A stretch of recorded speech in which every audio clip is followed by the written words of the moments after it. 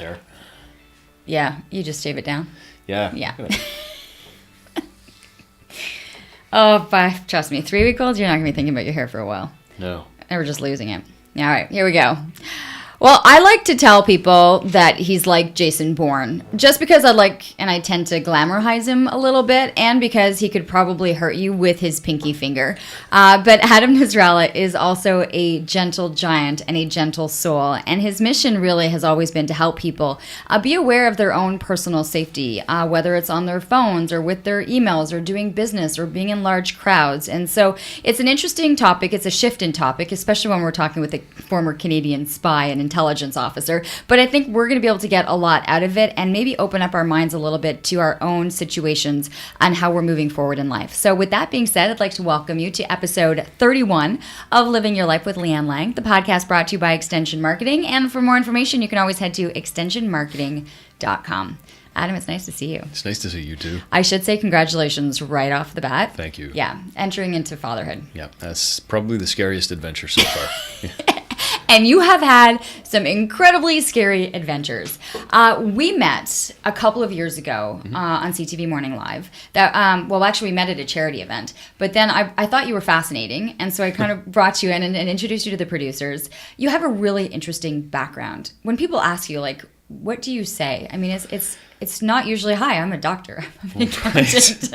How do you start a conversation? It's kind of difficult, actually, because at this point in my career, it's a real mixed bag. I started out after school, after university, doing IT support, originally as an engineer. And I got tempted by CSIS, and I ended up going to CSIS late 2016, early 2017. And I stayed there for almost 8 years doing intelligence work. So you couldn't have done in 2016. Sorry, my bad. That's okay. You're 2006. sleep deprived. Yeah, I'm sleep deprived. 2006. There it is. I lost a decade. Yeah, you did. But that's okay. You'll lose plenty of decades, through fatherhood. So, okay. So, did you have were you athletic? Were you into boxing or fighting? Were you as a kid? Were you? As a kid, I was actually a pretty stereotypical nerd. I was into computers and I was into video games and I read a lot, and I was the furthest thing from athletic. So I like to play basketball and ball hockey with my buddies, but no commitment to fitness whatsoever. And around 17, 18 years old, I rediscovered martial arts, and that became a passion of mine. And sort of going to know where you're going with this, because a lot of people want to know if in Canada that's sort of a... what would you call it? Like a prerequisite for working in the intelligence or even law enforcement. Yes. They didn't even look at it. They had very little interest in it. They had very little interest in your physical capabilities at that time. Yeah, because in Canada we're all about, because we're such an open and democratic society, the intelligence service tries to be about reputation, but relationship building, right? Mm-hmm. So whether we're talking with people who pose a threat to security or we're talking to the people that are giving us information about them, it's not about intimidation or the weight of authority. It's about having them trust us because we're trustworthy, because we're kind, because we have rapport. So it was about people skills. More so than anything else. More than anything else. They couldn't be bothered with my physical abilities as a covert ninja, Okay, because we see this, right? I guess maybe does Hollywood... do movies glamorize it a lot? When we see these fight scenes or these car chases or, see Mission Impossible and we're changing. There's a certain... There's mass, what's the reality of the situation and the work that's being done? First of all, the work is very important. And we have very dedicated professionals in Canada doing a tremendous job. You don't hear about attacks in Canada, with the exception of what happened in Toronto about a month and a half ago. You're not hearing about these attacks for a very good reason. People are very diligent and they're working very hard to keep us safe. And that can be sometimes a very mundane job. It can be very rote, very repetitive.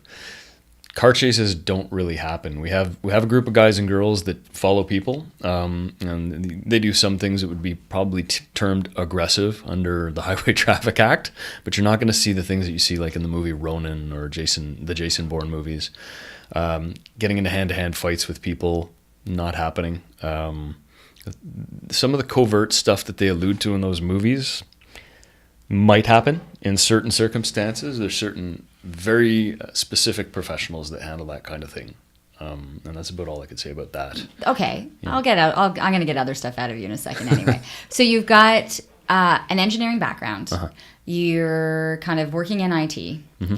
You've gone back to martial arts just because you're passionate about that. You know, as a young adult, you're doing this. So how do you get approached? Like, what's the movement from sitting work doing IT work to then the training that went into what you ended up doing? Well, it's interesting. Was this somebody that was close to me at the time was employed there and suggested that I take the plunge? So I went through the application process, and I was a good candidate, and I made it through their first few. When you were first approached by this friend who said, "I think you should do this," or put in an application, does your head start spinning? Like, what are you thinking? No, when I think back about it, I wonder if, they were incentivized. I mean, I don't think that I was particularly attractive. I think that person just saw in me maybe the potential or the skills that would be a good fit. But, the service too also tries to keep its people close. So they prefer known quantities. They will hire people who apply from across the country off the street. But if I was still working there, for example,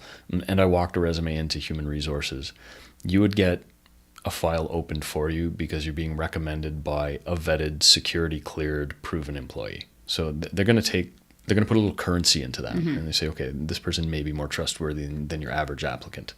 So that, I think, is probably the extent of it. I don't think I was headhunted. Right. I was just an average guy with an engineering degree, Okay, yeah. Being recruited by Yeah.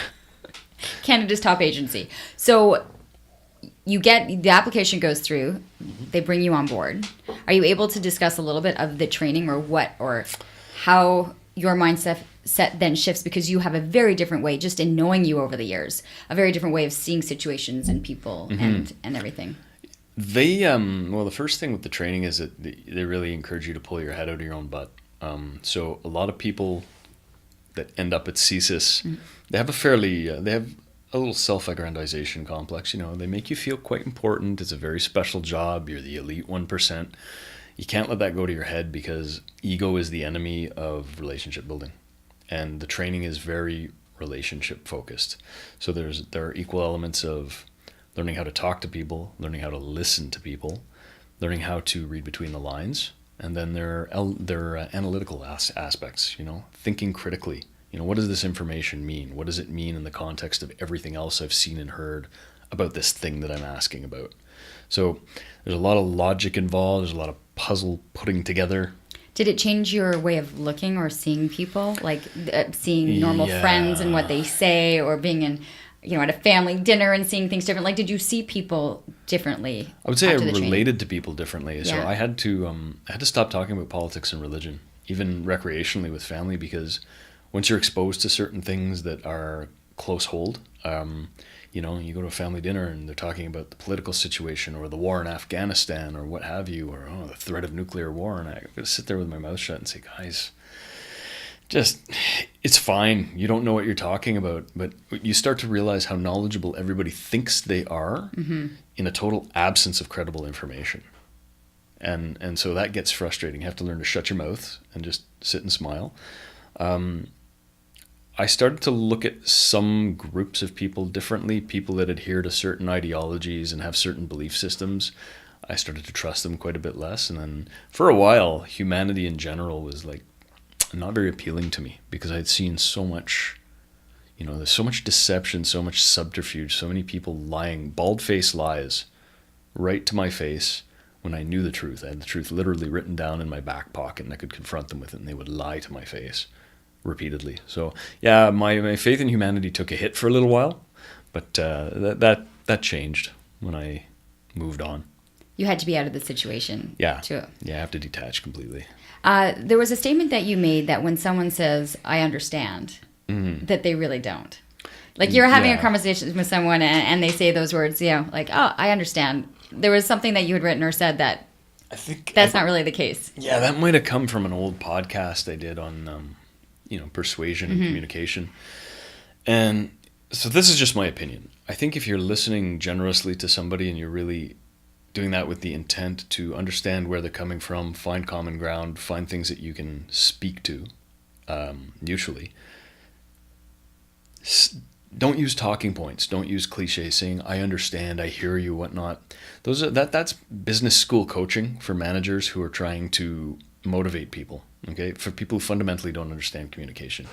if you tell me something very important or shattering to you and I say, I understand, my opinion is that's patronizing. I should be listening and empathizing with you and saying, that sounds like that was a terrifying experience. I think that if I had to go through that, I'd probably crap my pants.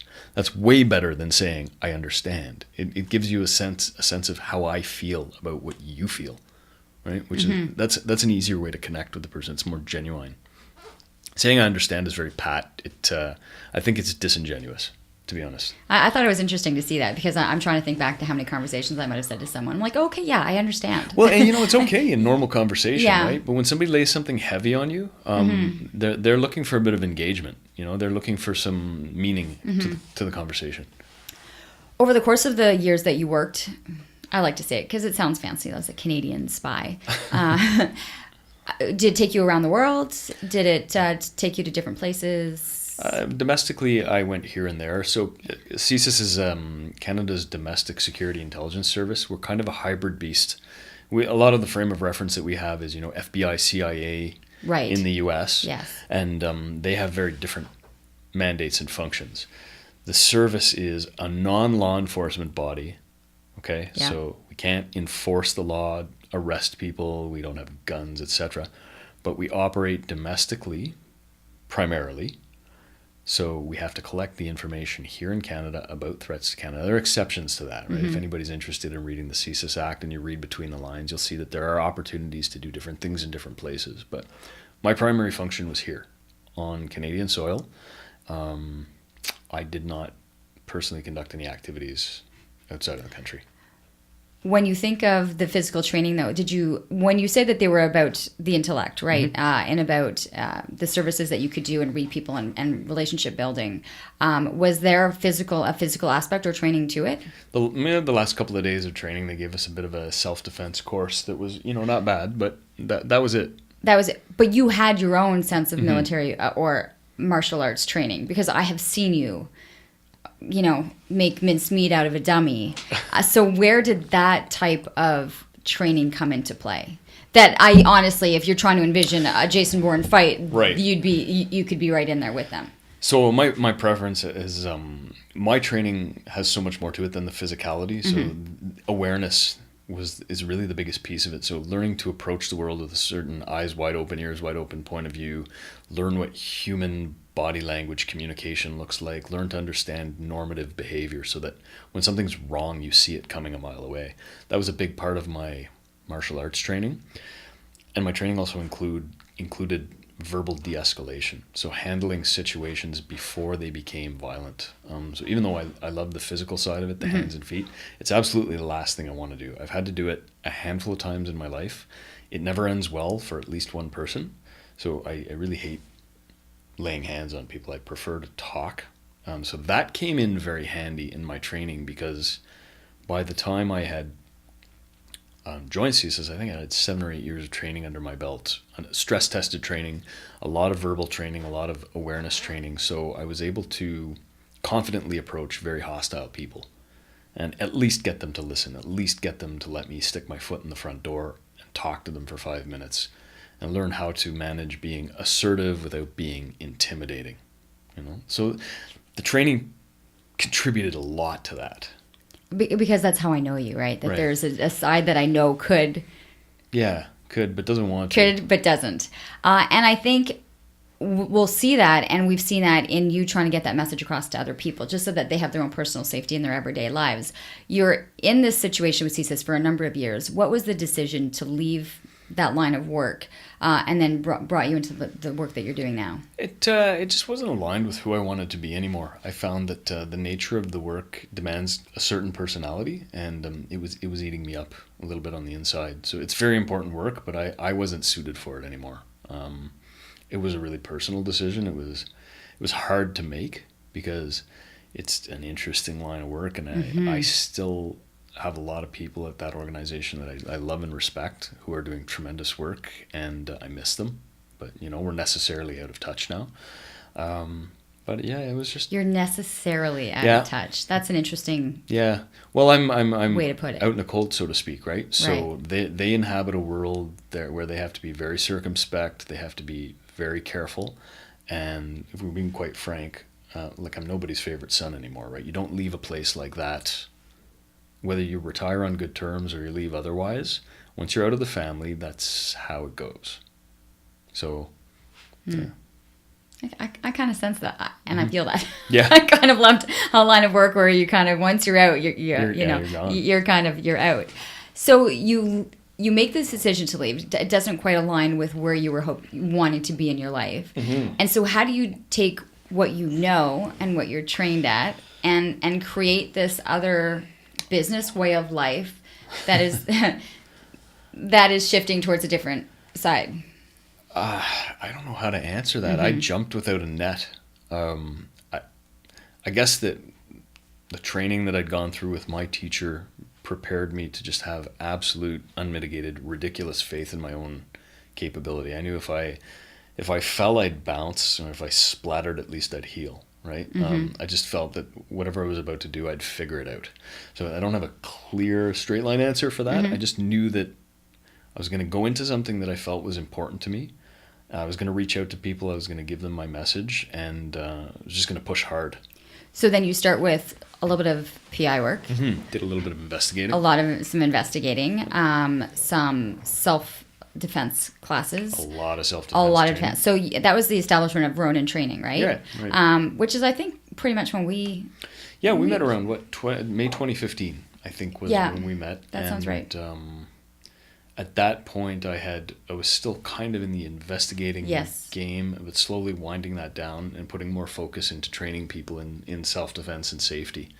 And I went more fully into that, I want to say, we'll say mid-2016. And so this is where I want to focus so that the people listening, I mean, your story is fascinating, but for people that are listening, a lot of what you're going to say is going to come into their everyday lives, which they don't always. Yeah, they're not going to want to hear most of it either. There's some scary things, and it's going to throw you off a little bit of your everyday habitual things that you do. Is that a fair way of putting it? Yeah, that's fair. That's gentle. Yeah. That's gentle. So let's kind of break it down. Okay. Because this is kind of this personal safety aspect to this. And then we'll kind of break down. Where do you want to start with personal safety? You want to start with... I'm going to start with grandma's wisdom, because my grandma's a wise woman with idioms and one-liners that could prepare you for life. If you just shut up and listen to my grandmother, you'd be good to go. An ounce of prevention is worth a pound of cure. An ounce of prevention is worth a pound of cure. Okay. So pay attention to what you're doing. You know, you've got kids, right? And you've got kids, and when they're doing their homework, if they start to drift off or fool around with Instagram or they're distracted, you got to tell them, hey, focus, do your math problems, pay attention. It's only half an hour, get it done. You have to put your head in the game, whatever you're doing, whether it's driving your kids to school or preparing yourself for a job interview or going to the gym or crossing the street. Get your head in the game, avail yourself of all of your senses, focus on what you're doing. Because if you lack awareness, you are a moving target just for nature and circumstance, you know. But half of us will always say you're kind of just floating through life. Sometimes I'm driving my car and I get to my destination and I'm like, I have no idea. I do not remember that drive. We go into cruise control. We go into cruise control with so much of our lives, even prepping in the kitchen or taking a shower. You're not even thinking about things anymore. No. And I'm not to say that that's universally dangerous. There's certain things that your brain allows you to do so that, you know, you don't have to handle massive reams of information. Your brain cannot actually handle all the input that gets thrown at it through your senses. So you habitualize things and you make certain things routine. You know, that's why we pack our lunches for a week. So it's one less thing we have to think about. But the driving on cruise control is particularly interesting. It's one of the first questions I ask people when I do a self-defense training is, how many people drive to work the same route every day? And almost all the hands go up. They say, great. How many stop signs, how many stoplights, how many crosswalks, how many cars do you recognize every day? And they can't answer it, even if they've been going 10 years, the same route. They can't tell me how many right turns they make, even if they do the same thing every day. And to me, that's kind of scary, because what if there's a blip in that? What if one day a little kid runs out in the crosswalk that you're used to going 10 kilometers an hour past normally? You've done it every day for 10 years. And that there's that one variable that you didn't account for because you weren't paying attention. Right? That's why it's so important to be switched on to what you're doing at all times. When you were talking to these women or people in your class and you're like, hey, you've gone the same way every day, do you suggest that they change it up? Is it fresh on the mindset? Like what? I know you're going to say that in terms of... Yeah, that's the spy in me will say, yes, categorically change your route every day. But unless there's a real threat to you, that's not necessary. If you're not being stalked, or if you don't feel that there's a threat to your safety, varying your route, not necessary. But it can be good to shake it up every once in a while. Turn off Waze or Google Maps and figure it out for yourself. Get to know your neighborhood. Just add some freshness of experience to your life, because it keeps you aware. I don't have any of those navigation. Waze. No, I don't do the navigation. I like knowing directions and knowing where I'm at and being able to tell somebody you're going to take a left at the place where there's that sign that says this. I'm from that generation. I like that still. And if I really, really have to, I'll say to someone, can you just mention out the directions, and let's just go look it up on the app. So that's some things that I have to do. Okay, so I'm gonna kind of centralize this. Let's start, because you had mentioned Instagram, you mentioned stuff. Let's go to our phones. Right. All right. Yeah. I'm gonna kind of go through a checklist now. Okay. Our phones. Yeah. It has shifted drastically, and that you, if I remember correctly, only use a flip phone. Still do. Yep. Yeah. A tiny flip phone that you have to press the buttons on. Got it right here. Are we on video here? Here it is. Yep. He's got the flip phone, and you got to press the numbers a couple times to get the letter that you need. Takes me 10 minutes to text you. That's why the texts are usually pretty short. What have our devices cost us or created of a situation? Ooh, okay, so you're hitting on something I'm passionate about, because I do consulting on, obviously, in privacy and security. This podcast is brought to you by Extension Marketing. They are a new breed of marketing agency that acts as your virtual marketing department, designing and implementing cost-effective marketing strategies that will grow your business. I can speak to this personally, as I've been using the Extension Marketing team to help me launch and grow my business. Founder Pat Whalen has been a lifesaver for me, a genuine coach, guiding me along the way into uncharted territory. Tell them you're a friend of the show and receive a free 1-hour consultation. Check them out at extensionmarketing.com. The first thing your phones cost you is your privacy.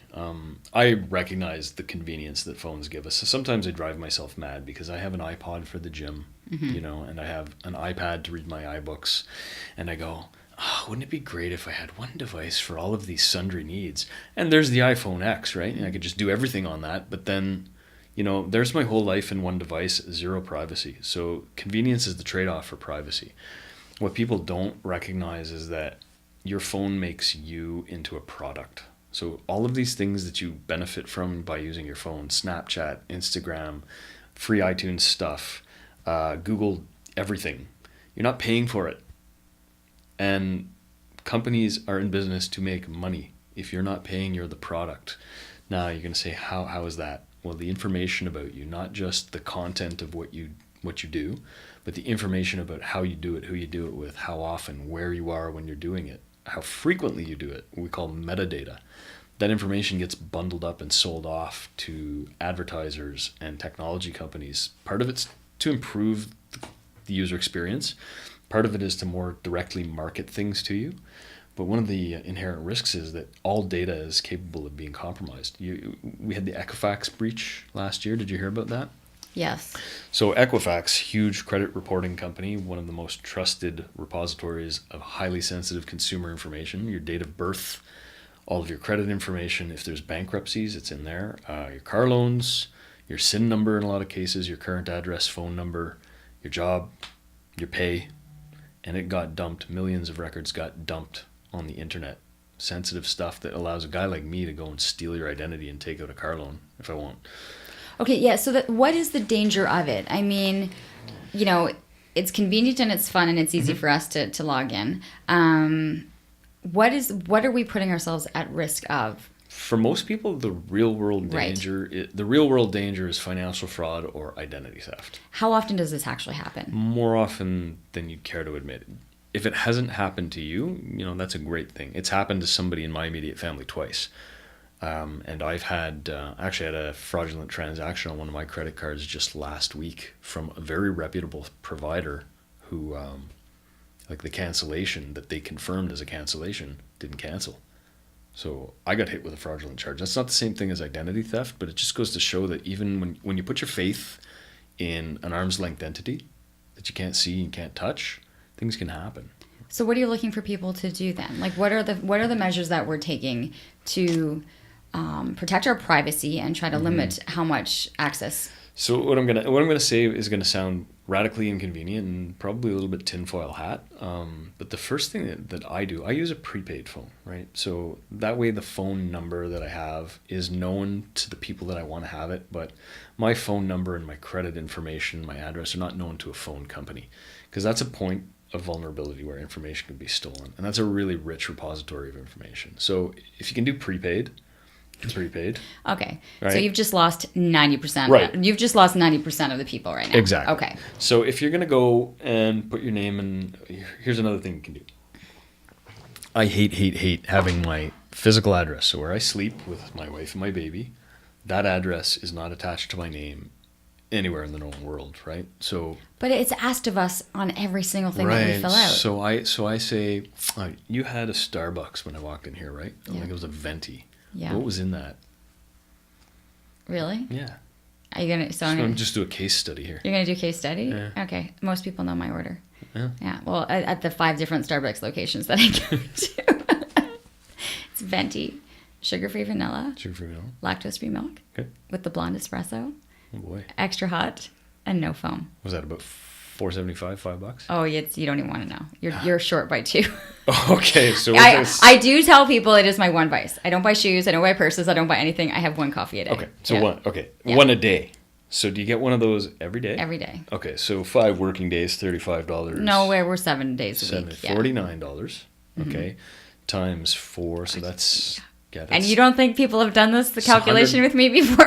We're $196. I could go on a full 5-star inclusive So that holiday right there, a year. yeah, Based on my that coffee, Yeah. just your coffee cost alone for 1.5 months. I want everyone to know I just It's took a sip of enormous. my coffee right now. It lasts me hours. It's great. So what I'm asking people is, if you can do that, or you're buying a pack of smokes a day, or you're putting premium gas in your car, or you're, driving a car that you've been thinking about changing because it's a gas pig, it costs $250 a year to get a PO box. So you can use that as your address for mail, for shipments, on your credit cards, everything, right? And that gives you a layer of privacy from your actual residence. It's not all that expensive when you think about it. That's one thing you can do. Okay, so when we're putting in that address information, Yeah. get a PO box. Yeah. The other thing you can do, a lot of people don't realize this. You get a Visa from your bank. You can order a supplementary card. So they'll tack on another annual fee. Usually, if your annual fee is $99, a supplementary card's $30. Again, right? Weigh the cost and benefit. You can put whatever name you want on that card. You can put whatever address. So you could put that PO box address, and then you can use that card on Amazon. You can use that card when you go out. If you want to go to a Starbucks in a different town and you don't want to start establishing a pattern of what you do in your real life to your real name, use that secondary credit card, and that way. You, Leanne, are effectively invisible, but whoever you conjure up as your secondary card holder seems to be the person making the purchases on Amazon, on iTunes. Okay, but I'm just like I'm just a normal person. I mean, and to be honest with you, I had a bit more of a high profile for 20 years. Okay, but as a normal person So as a normal person, like... What do you have to hide, right? Right, like what am I hiding? There's so nothing here's to the question. hide. So let me get one of those body cams that the police officers wear now, and follow you and Tony and your girls around for a week. I mean, everywhere. I mean, like to the gym, your dinner table. I'll hang out in the corner of your bedroom. We'll observe all of your conversations. I'd like the passwords for your Instagram, your Facebook, and your email. If you've got nothing to hide, let me log into your bank account. Privacy is not about what you have to hide. Everybody has a level of what they're comfortable sharing, and what you disclose among your family. I mean, even within a family unit, right? You've got dinner table conversation, and you've got mom and dad say to the girls this, but then there's mom and dad stuff. And then there's little secrets that you have with your kids, and you're like, don't tell dad, right? And then as you broaden the family unit, there's stuff that doesn't leave your household, and there's stuff that doesn't leave the immediate circle of mom, dad, grandma, etc. Within your circle of friends, there are 3 or 4 trusted people, and some of that stuff doesn't get repeated to the people that you go out for drinks with every couple of weeks. Privacy is about judiciously deciding what you want to share with whom and how and when. It's not about hiding things. Otherwise, why don't we just throw our lives open to everybody? So really, what we're trying to do is not allow people, first of all, who don't deserve to know the most intimate details of your life. Don't give that to them for free. But they're giving it to me. Why? Because they have all my information when I fill out an application or I log into a social media site. They're getting it. Right, but you can mitigate that. So you can mitigate that by creating email accounts. Everything's free, right? Gmail's free, Yahoo's free. You can create email accounts just for your social media. I know it's annoying, but you can forward the emails. Social media platforms like Facebook and Instagram, they don't really send you any emails except for those annoying, hey, our privacy policy has changed. Right. You can just forward that stuff. They're never going to send you anything important. So if they're not sending you anything important, why do they need your real email address? The one that you have given to the bank, the one that you communicate with your husband with, the one that you use to send condolences to friends when you find out someone dies. What are people doing with the emails? Like, what can we do, you mean? Yeah. There's a number of things you can do. So I use a service called Proton Mail. I like it because it's secure, right? So between people that have a Proton Mail address, it's completely encrypted. When I log out of my mailbox, it's also completely encrypted. So your Gmail account is not encrypted. What that means is that Gmail's... Well, how many hackers are out? It's not the hackers, it's the companies. It's Gmail itself reads your emails to decide how to... We don't have employees reading the emails. That's asinine. But they have technology which scours the content of your inbox, your address book, all of that stuff to find out what it can do to pop up ads to you. And that might just be a minor nuisance for most people. But the problem is that when that information leaks out into the public, then it's a privacy problem, right? So most people don't mind being marketed to. See, for me, right. Yeah. It's like it's a nuisance, but it allows me to kind of go on easily with the days. What I know that you're going to say is wrong is our passwords. Oh, yeah. So, I have a feeling most people aren't going to go get a prepaid phone and are kind of do this, but we are going to have 10 different passwords needed for a whole bunch of different things. Yeah. And most of us tend to do the same password. The same password, or and yours is like you don't want it to make sense. Yeah. Well, I'm going to give you something that maybe be a sigh of relief for Okay. You don't need a password that changes, I's and L's for exclamation marks and ones and S's for dollar signs and makes it impossible to remember. So I know that we've been told throw in numbers and letters, and that's actually what that does is create a password that is really frustrating for you to remember and really easy for an automated system to guess just by running combinations. What is actually a better password strategy is to use passphrases. So you take something consisting of 6 to 7 words. Okay, so you could come up with a meme in your mind like what? I'll be back. Yeah, but a little more complicated. Just a bunch of nonsense words like Supercalifragilistic. But with some spaces. So let's say blue pumpkins flying merrily over Santa's head. Something nonsense, and you picture it, and you go, okay, that's kind of stupid, but I'll remember that. The thing is that when a computer's trying to crack a password, it doesn't make a distinction between a letter, a number, an uppercase, a space, a question mark. They're all just part of a big set of possible characters, and it runs through them at an incredible speed, right? So numbers and letters and all that stuff, that was meant to confound humans trying to guess your password. But humans don't do that anymore. People know that they're not supposed to use password 123 or I am God, exclamation mark. They know that they're not supposed to do that. What you're trying to do now is make your passwords hard for computers to smash through. So it's more computers that we're fighting than it is actual people. The technology to crack passwords and just brute force assault, an email account and try thousands of passwords a second it's anybody can pick it up off the internet. And here we are just trying to be creative in our own little, changing dollar signs for S's to dollar signs and so forth. So just for your listeners, if you want to create good, strong passwords, Google Diceware and check out what Diceware is. It advises you to create passphrases with a number of different words. The longer you make the passphrase, the more complex it is, the harder it is to guess. So if you have seven words, let's say 7 words on an average of 4 to 5 letters each separated by spaces, there's not a computer on Earth presently that will do that in under 1 billion years.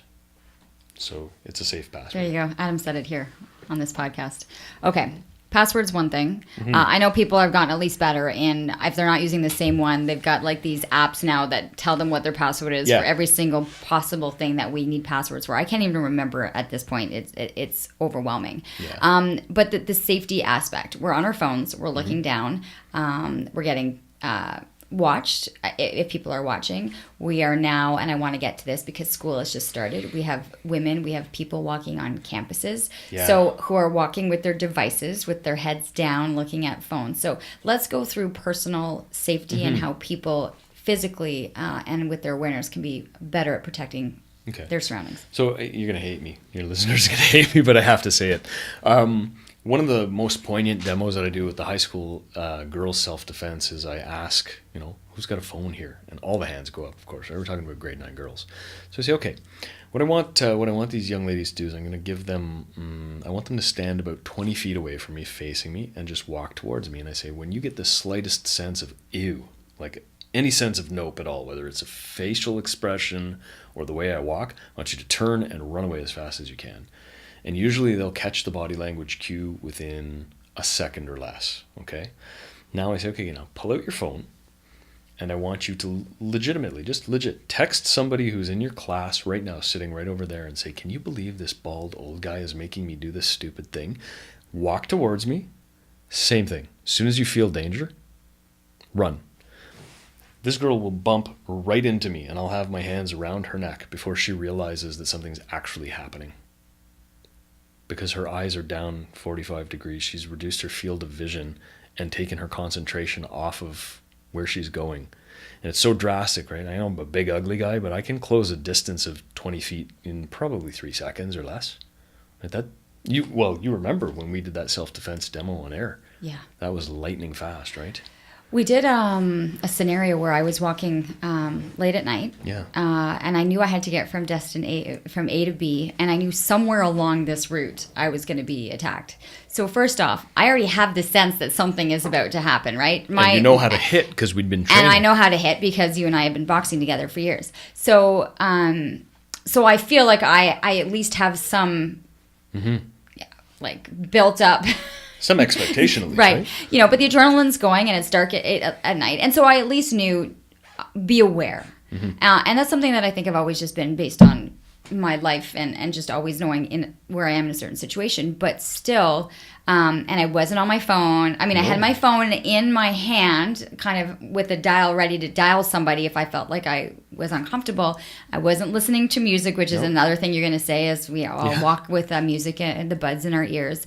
But I was still thrown off because what had happened is while I was waiting to have somebody come out of the bushes, there had been someone who had drawn my attention elsewhere, right?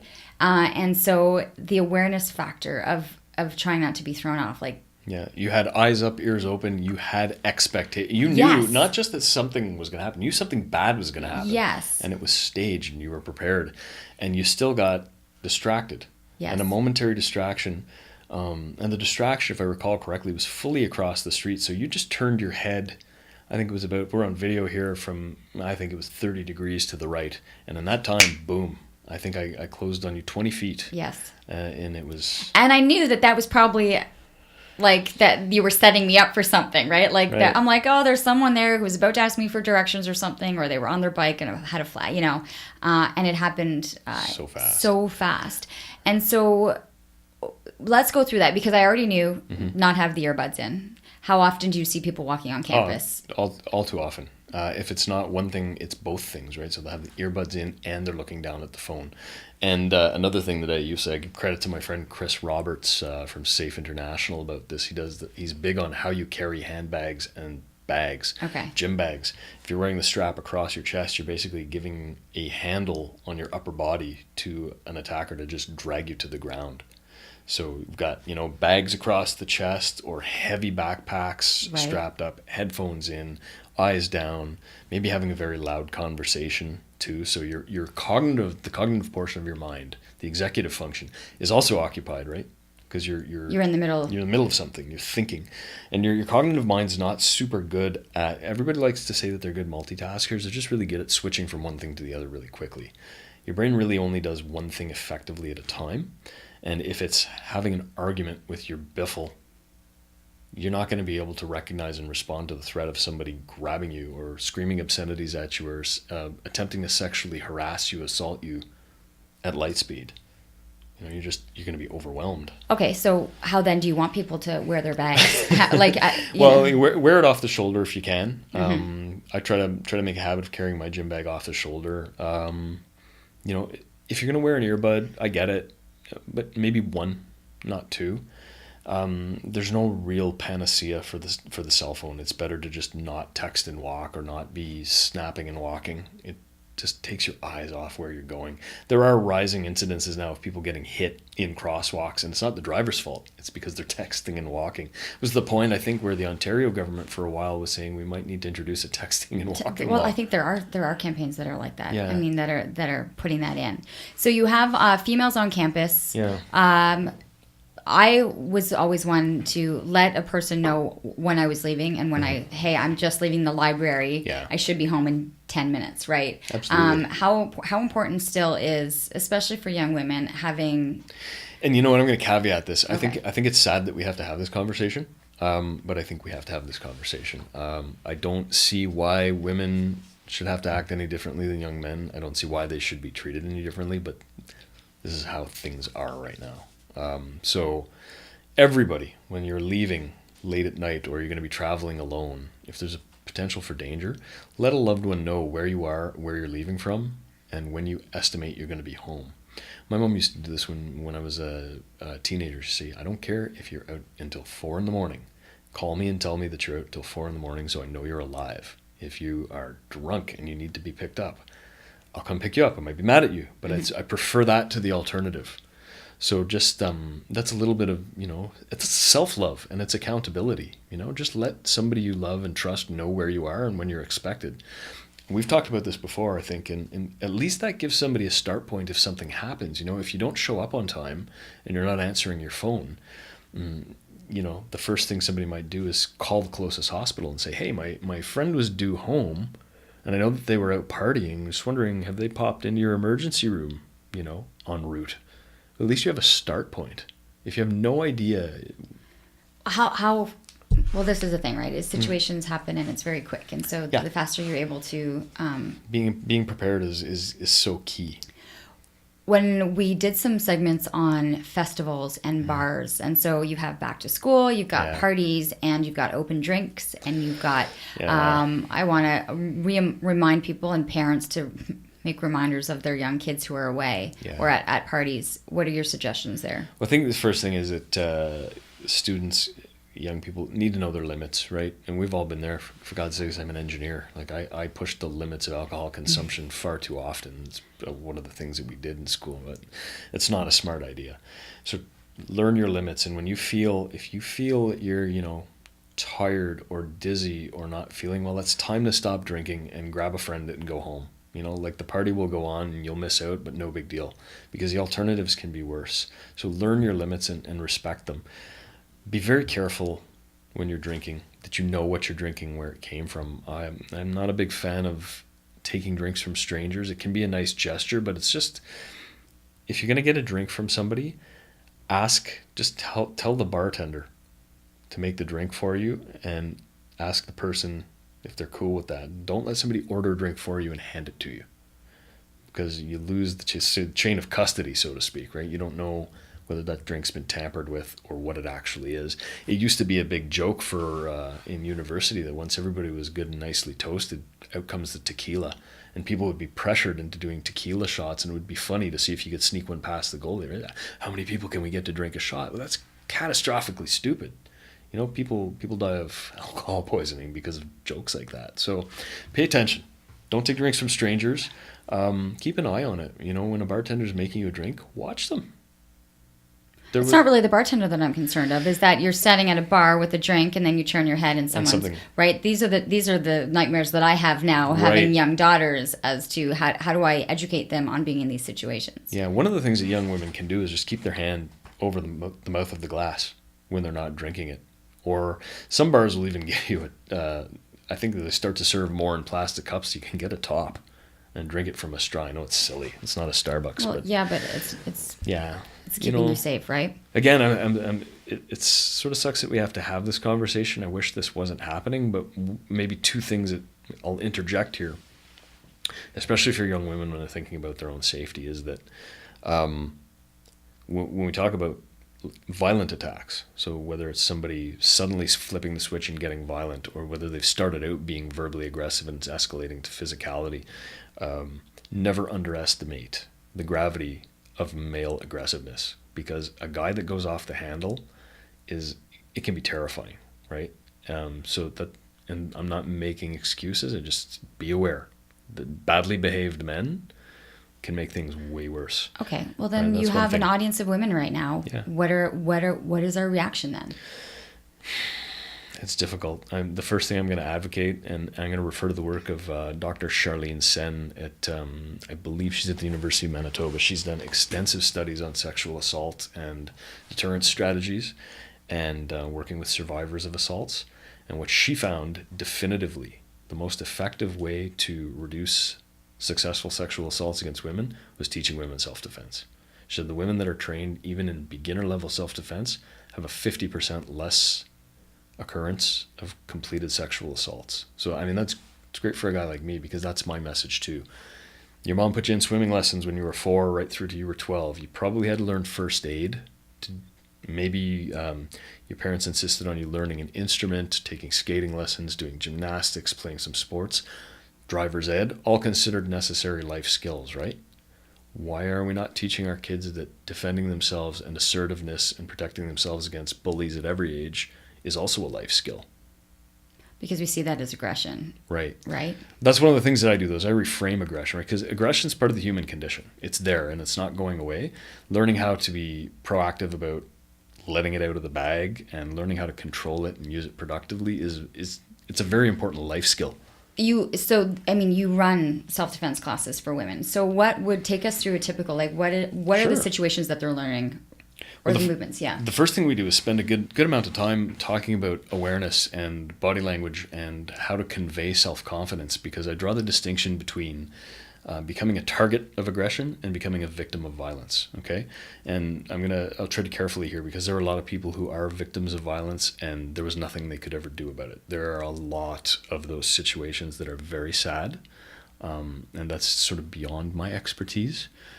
But when we talk about the transition from being targeted to being victimized, that's something that a lot of people can control. So I've been targeted for violence multiple times. It never escalated, because of the way that I chose to handle the aggressor. I've walked into violence that was being done by people to each other and changed the tune of that song, okay? Just by the approach. So the first thing we talk about is how to comport yourself confidently, how to show a potential aggressor that you're going to be a problem for them, so that they lose interest and they go looking for trouble elsewhere. That's another thing. Okay, it is not a zero-sum game. If you deter the potential rapist, that's not the end of his raping days. He'll just go find somebody else. It's an inconvenient truth, but that's how it is. So better not be you. Okay, so we teach awareness, confidence skills, assertion skills, how to boundary set, both verbally and physically, to demonstrate that you are prepared to protect yourself. Then we move into the physical stuff. So the things that you're familiar with, the striking and the hitting and the kicking. And then we apply that to what happens if somebody tries to grab you. What if they throw you on the ground? What if they get on top of you? And we work our way through a number of different physical assault scenarios where you're compromised, where your attacker's bigger and stronger than you, and you need to apply physical tools to get yourself out and run away. These are classes that you recommend most young women or women take. At what age are you starting to?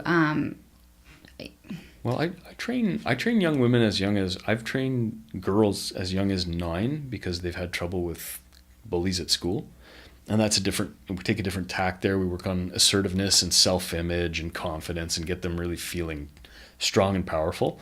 And I've worked with women from, in the fuller, more contact-oriented self-defense. I've worked with young women from ages, we'll say 13, so grade 9, right up into their 60s. Do you have older women that come and take the classes? Occasionally, yeah, occasionally. Often I see older women, they're in a professional context, right? So I'll be doing work with, nurses or personal care workers. So the people that have been long in a profession where they're dealing with potentially unstable people or people that have mental illnesses, or they have some type of autism spectrum disorder where, they might become suddenly violent or...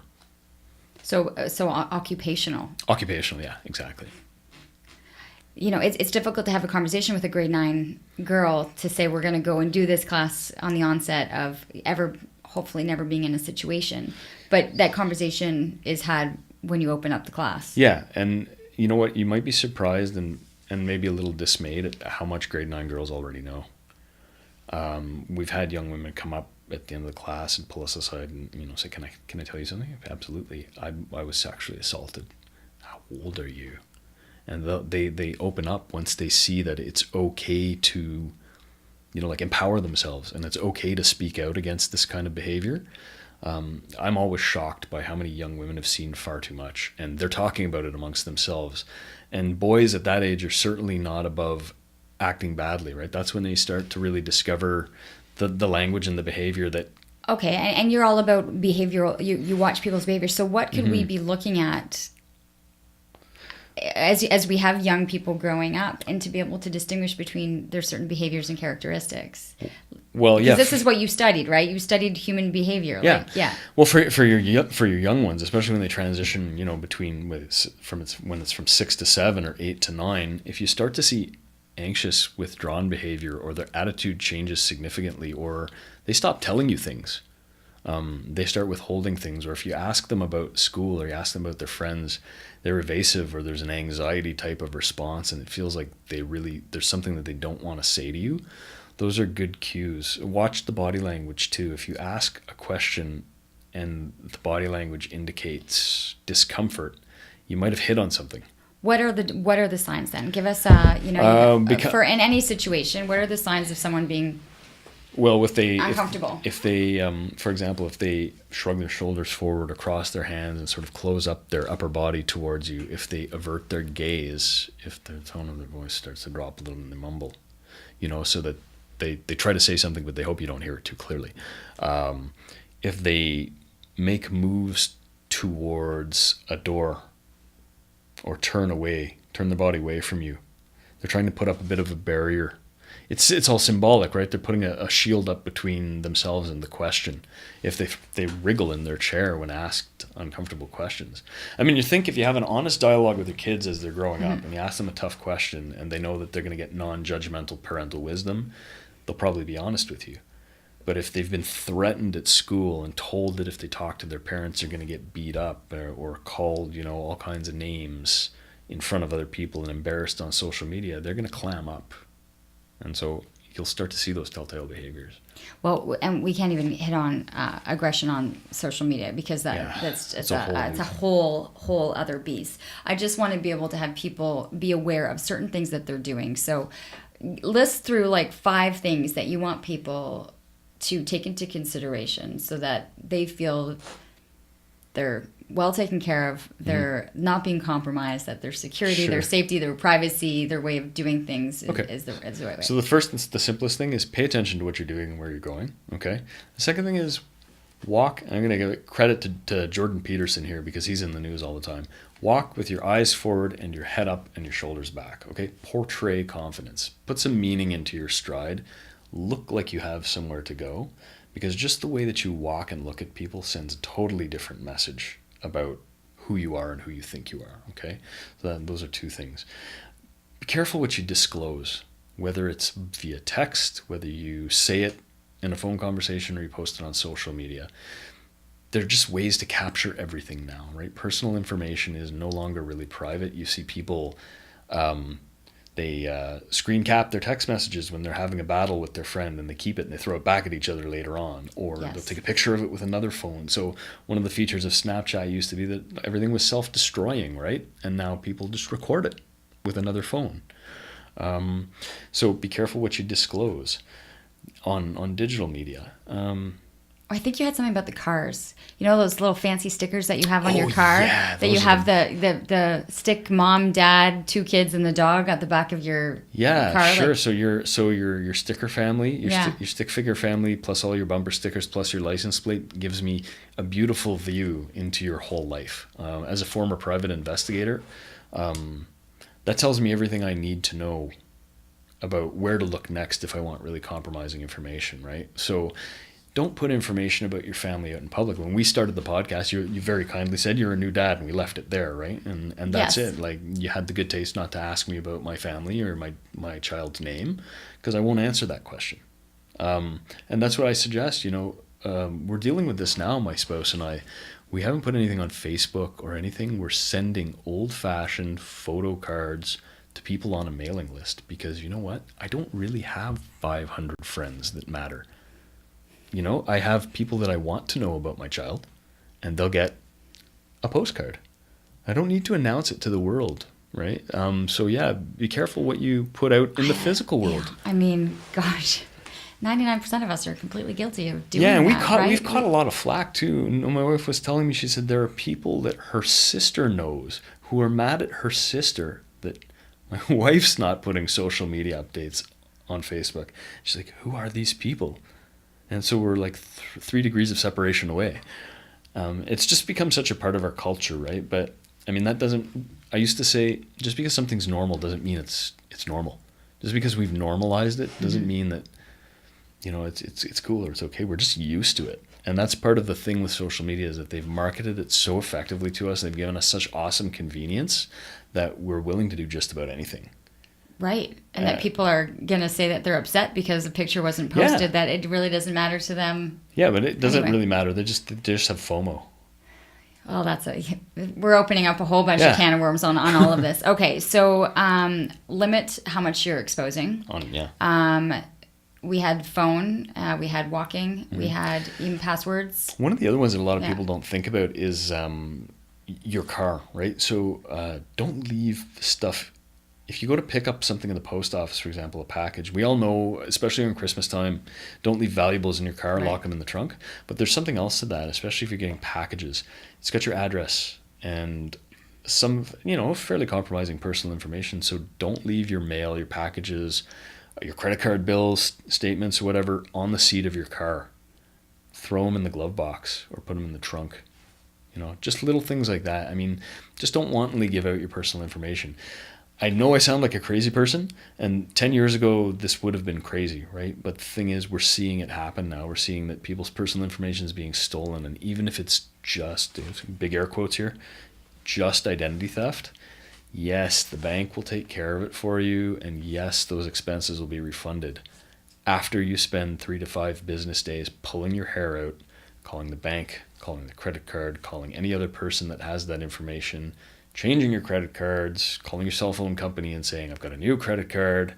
Yes, it'll all be fixed, but you're going to drive yourself nuts. So maybe the best case for you is that you lose a tremendous amount of time dealing with the frustration, and that's as bad as it gets. I'm not willing to go through that. My day is too important to me, if nothing else, right? Some interesting things. If people are interested in looking at some self-defense classes or kind of following up on the discussion, what's the best way? Email me. I was going to say, are we divulging this? You can call me on my flip phone. On his flip phone. That's it. Email me at info@ronintraining, RONIN, training.ca. I answer most emails less than 1 business day. Okay. I meet all of my potential clients one-on-one before we ever do a training session. You can also call me anytime, 613-627-3018. That's my business number. It'll get to me. I answer voicemails within a business day. So no one can track down that number to where you live? To where I actually am. You just gave out an email and a phone number. Right. So the email is on a secure service. Yeah. Right. And the phone number is a voice over IP forwarding number. But you'll get the message. I'll get the message, and I will reply. I'm interested to see what's going to happen 10 years from now when we chat. When I have it implanted directly in my brain. Yeah, or in your child's, right? And then yeah. I'm like, what have you been able to kind of carry forward? It was some really good reminders. I hope, especially young women and women in general, take some of these things to heart, especially as they're heading out and starting school and walking on campus. There are things actually to consider. And I think people might kind of look into some of their passwords and realize. A lot of the times it's not some guy that we're thinking is hacking into things on the other side of the computer in a dark room in Russia. It's being done. It's commerce. It's being done en masse by people who are just trying to take financial advantage, basically, right? It's a money motive. So the more people they can compromise, if I hit you for a fraudulent $150 charge on your Visa, it's a pain in the butt for you. But if I do that 10,000 times, that's a good payday, right? If I hit you for the full balance on your Visa, that's going to raise some red flags. They're going to notice it and shut the card down right away. They're just little things. Little trinkets that are happening. There's one thing I want to say. So you came back to young women. If there are any women in your audience who are survivors of any kind of assault or abuse, there's no such thing as a stupid question, and I have total discretion. So they can reach out at any time. And if they need training, if they want confidence building, if they need to reclaim their sense of self, I work with people that have been through that pro bono. So just get in touch with me, we'll have a talk, and I'm happy to help anybody that really needs my help.